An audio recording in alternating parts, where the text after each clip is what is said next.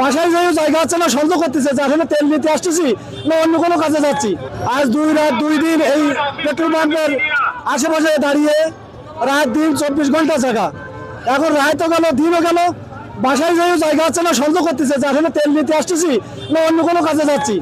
ট্যাঙ্কিগুলি দেখানো ছাড়া বাসায় যাই নিজের স্ত্রীর সাথেও এর প্রমাণ দেওয়ার কোনো সুযোগ নেই। ট্যাঙ্কিগুলি দেখাতে যাচ্ছে আসলে তেল নিতে গেছিলাম কি অন্য কোনো কাজে গেছিলাম, কারণ দীর্ঘক্ষণ রাস্তায় দাঁড়িয়ে তেল পাচ্ছি না, বাসায় যাই প্রমাণ দিতে পারছি না আসলে তেল আনতে গেছিলাম। এখন দাঁড়ানোর পর একটু আগে একটি গাড়ি হয়েছে, তেলের গাড়ি। এখন সবাই আস্তে আস্তে এখানে তেল দেওয়া শুরু হয়েছে। যে আশা করছি আজকে হয়তো তেল নিতে পারবো। এই 2-3 দিনে আমরা তেল নিতে পারি না, কিন্তু আরেকটু পরিবেশটা একটু যদি শৃঙ্খলা হয়, এখানে সাংবাদিক, প্রশাসন, চিকিৎসক, শিক্ষকের জন্য আলাদা একটি লাইন করা হলেও কিন্তু এই লাইনে যারা এই পেশার বাইরের মানুষও কিন্তু এখানে ঢুকে বিশৃঙ্খলা করছে, এই জন্য কিন্তু এখনো এই যানজট তৈরি হয়েছে।